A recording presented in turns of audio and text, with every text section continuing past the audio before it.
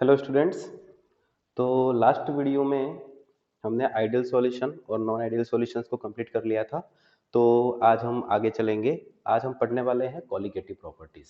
तो colligative properties में आपको बताऊं उससे पहले राउल्स लॉ जो हमने वोलेटाइल सॉल्यूट के लिए पढ़ लिया था, पर नॉन वोलेटाइल सॉल्यूट के लिए जो था वो आप यहाँ से शुरू करने वाला हूँ, क्योंकि नॉन वोलेटाइल सॉल्यूट को जब आप ऐड करते हो तो उससे क्या वेपर प्रेशर पे इफेक्ट पड़ता है, उसी से रिलेटेड होंगी अपने आगे की चारों कॉलिगेटिव प्रॉपर्टीज। तो पहले हम देखेंगे राउल्ट्स लॉ। वापस से दूसरा वाला है ये Raoult's law for non volatile solute. Raoult's law for non volatile solute. तो इधर समझना, जैसे कि अपन ने पहले राउल्ट्स लॉ पढ़ा था उसी तरह से मैं सेटअप कर रहा हूं। अपने पास दो कंपोनेंट हैं, कंपोनेंट ए और कंपोनेंट बी। ठीक है, पर इस बार फर्क क्या कर रहे हैं अपन कि कंपोनेंट ए जो है आपका वो तो वोलेटाइल है, solvent, but component B is your non volatile solute. जबकि पहले अपन ने क्या किया था, दोनों वोलेटाइल लिए थे। अब अपन क्या कर रहे हैं, ए तो जो है वो आपका वोलेटाइल नेचर का है, पर बी जो सॉल्यूट है आपका वो किस नेचर का है, नॉन वोलेटाइल। और नॉन वोलेटाइल नेचर का मतलब ये हो गया कि ये वेपर प्रेशर क्रिएट नहीं करेगा। ए अपनी तरफ से जो अपना ए प्रेशर जो लगा रहा है जिसको अपन बोल रहे हैं पी ए नॉट, ठीक है, वेपर प्रेशर ऑफ ए।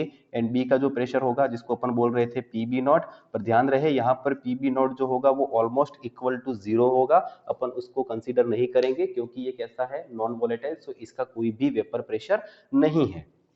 जब आप ए और बी दोनों को मिलाकर सॉल्यूशन बनाते हैं तो ये आपका सॉल्यूशन बन गया जिसमें ए और बी दोनों आ गए।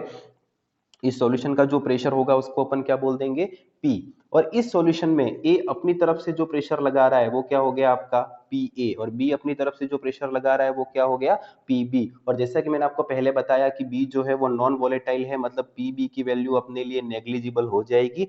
तो इस सॉल्यूशन का जो प्रेशर है पी वो ओनली किस पे डिपेंड करेगा, पी ए के ऊपर। जबकि पहले क्या था, P is equal to P A plus PB, पर यहाँ पर जो प्रेशर है सॉल्यूशन का वो ओनली डिपेंड कर रहा है पी ए के ऊपर कि ए अपनी तरफ से कितना प्रेशर लगा रहा है वो। This is the partial pressure of A, और ए के जो मोल फ्रैक्शन होंगे उसको अपन बोल देंगे एक्स ए। यस और नो। देखो समझने वाली बात क्या है यहाँ पर कि ये जो था प्योर सॉल्वेंट था आपका ए, तो इसका कोई ना कोई वेपर प्रेशर होगा। अब जैसे ही इसके अंदर अपन नॉन वोलेटाइल सॉल्यूट को ऐड करेंगे तो नॉन वोलेटाइल सॉल्यूट को ऐड करने पर वॉल्यूम तो इंक्रीज हो जाएगा, तो इस सॉल्यूशन का जो प्रेशर होगा वो इस प्योर सॉल्वेंट के वेपर प्रेशर से कैसा होगा, कम।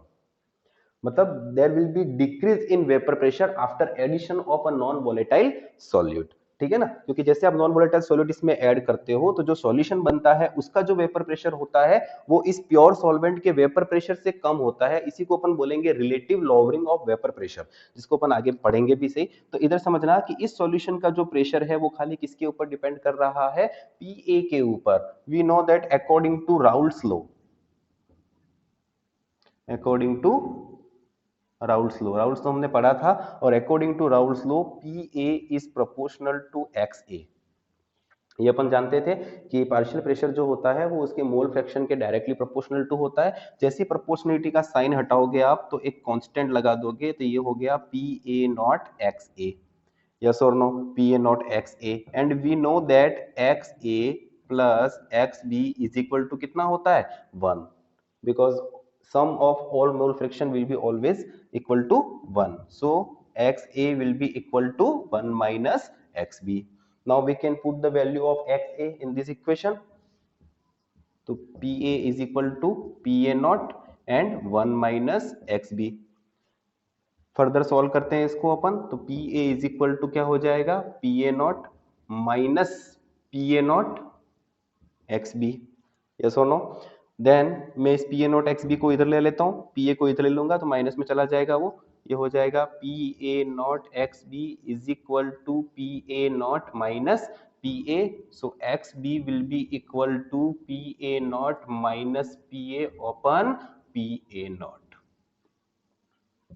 समझना इधर ध्यान से, ये एक्स बी क्या है, X B is the mole fraction of solute. आप जो सॉल्यूट ले रहे हो नॉन वोलेटाइल उसका मोल फ्रैक्शन है ये, और इसको अपन कंबाइनली बोलते हैं relative lowering of vapour pressure. मतलब वेपर प्रेशर में कितनी कमी आई।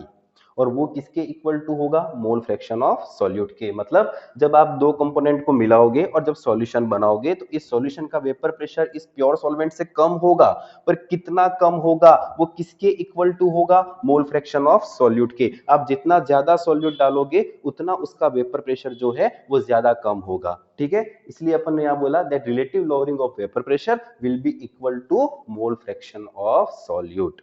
तो ये स्टेटमेंट भी हो सकता है आपका Raoult's law for non volatile solute के लिए। क्या स्टेटमेंट हो जाएगा, वापस से रिपीट कर रहा हूं, relative lowering of vapour pressure will be equal to mole fraction of solute, ठीक है। तो बस इतना सा था ये Raoult's law for non volatile solute. तो अब अपन चलते हैं अपने मेन टॉपिक के ऊपर जिसका नाम है कॉलिगेटिव प्रॉपर्टीज। तो मैं इसको साफ करके नया टॉपिक स्टार्ट कर रहा हूं। अगर आपको वही मैंने जैसे बताया कि अगर आपको नोट्स बनाने हैं तो बिल्कुल इसके साथ साथ पॉज करके वीडियो को और नोट्स बना सकते हैं। तो अब अपना नेक्स्ट टॉपिक जो है उसका नाम है कॉलिगेटिव प्रॉपर्टीज।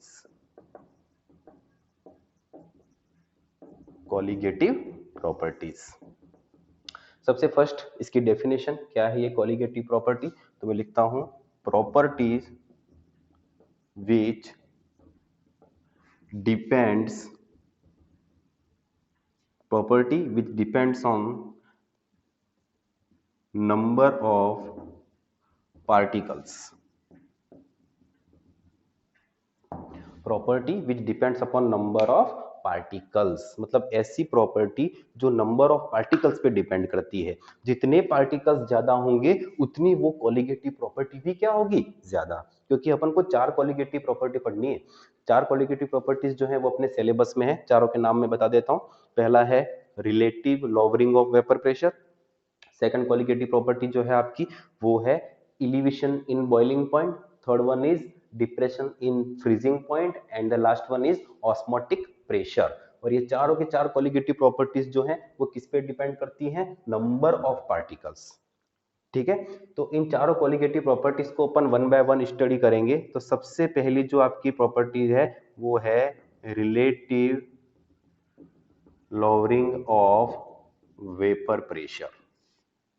समझना ध्यान से। और यहाँ पर अपन 4 कॉलिगेटिव प्रॉपर्टीज पढ़ेंगे तो आपके सामने 4 नए फॉर्मूलेज भी आएंगे और ये फॉर्मूले भी आपको ध्यान रखने हैं, डेरिवेशन भी ध्यान रखना है। और इन फॉर्मूले से न्यूमेरिकल जो है वो एग्जाम्स में आते रहते हैं। तो इन चारों कॉलिगेटिव प्रॉपर्टीज को बहुत अच्छे से समझना। तो सबसे पहले relative lowering of vapour pressure, देखो इस वर्ड को समझना।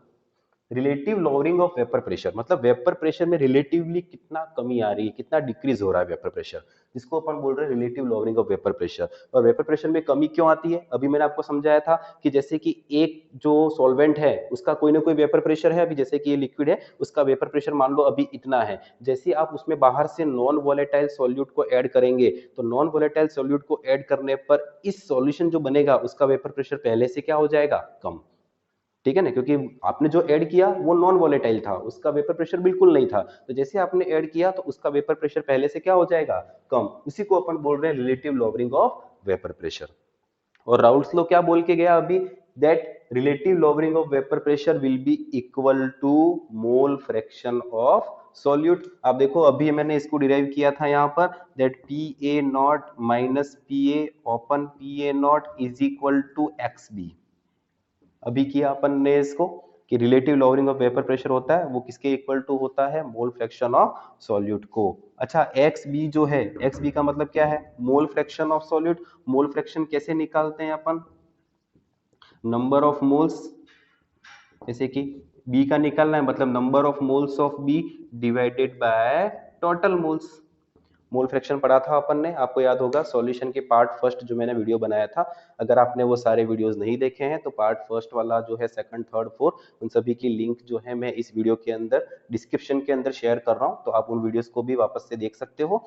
तो मोल फ्रैक्शन कैसे निकालेंगे अपन, तो N B open N A plus N B हो गया यहाँ पर। और नंबर ऑफ मोल्स कैसे निकालते हैं अपन, given mass upon molar mass. आपको जो मास दिया हुआ है गिवन मास उसको किससे डिवाइड करेंगे, मोलर मास से।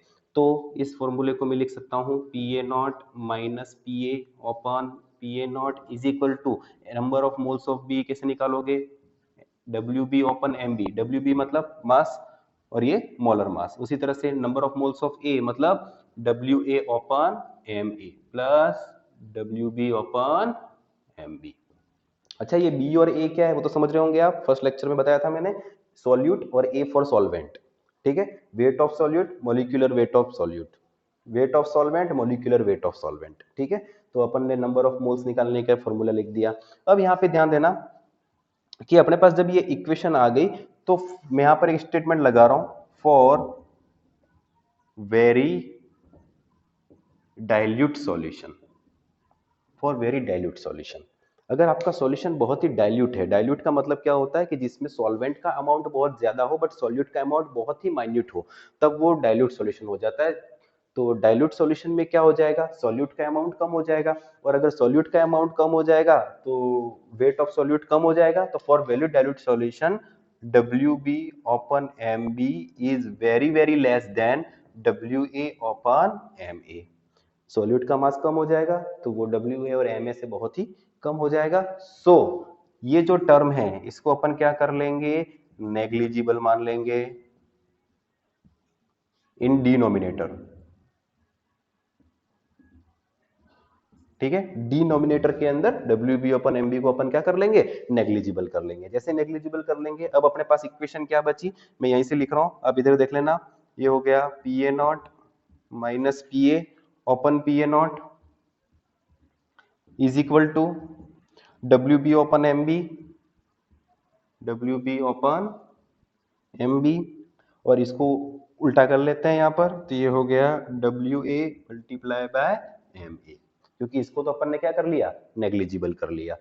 ठीक है, अब अपन को क्या निकालना है, मॉलिक्यूलर मास ऑफ सॉल्यूट, क्योंकि आपके जो एग्जाम में न्यूमेरिकल आएगा उसमें जो सॉल्यूट आप ऐड करते हो सॉल्यूशन के अंदर उसका मॉलिक्यूलर मास क्या है, उस तरह से न्यूमेरिकल पूछा हुआ होगा। तो जैसे मुझे MB का फॉर्मूला डिराइव करना है तो मैं MB को इधर ले लेता हूँ।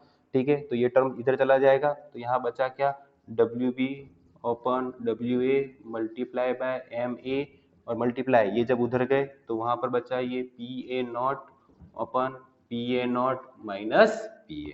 So this is the formula for calculate molecular mass of solute by relative lowering of vapor pressure। बहुत इजी है, एग्जाम में क्या होगा, ये सब चीजें आपको गिवन होंगी। WB का मतलब वेट ऑफ सॉल्यूट, MA का मतलब molecular mass of solvent, this is weight of solvent. ये क्या है, PA नॉट, PA नॉट जो है वो वेपर प्रेशर है प्योर फॉर्म के अंदर, जब आप उसमें सॉल्यूट डाल दोगे उसके बाद क्या वेपर प्रेशर होगा, वो आ जाएगा आपका PA।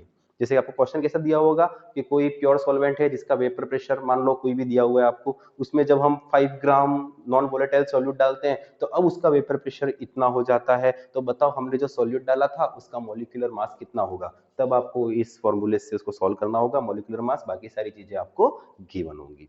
ठीक है, बाकी न्यूमेरिकल्स वगैरह आपके टेक्स्ट बुक्स वगैरह में दिए हुए हो। अगर आप चाहते हो मैं कॉलिगेटिव प्रॉपर्टीज के न्यूमेरिकल्स भी सॉल्व करूं तो आप बिल्कुल कमेंट सेक्शन के अंदर मुझे लिख देना, तो मैं एक आधा वीडियो जो है वो सारी कॉलिगेटिव प्रॉपर्टीज का भी एक एक न्यूमेरिकल आपको सॉल्व करके यहाँ बता दूंगा। ओके, तो नेक्स्ट क्लास में अपन क्या करेंगे, रिमेनिंग जो कॉलिगेटिव प्रॉपर्टीज हैं उसके ऊपर डिस्कस करेंगे, तब तक आप इनको अच्छे से पढ़ लेना। ओके।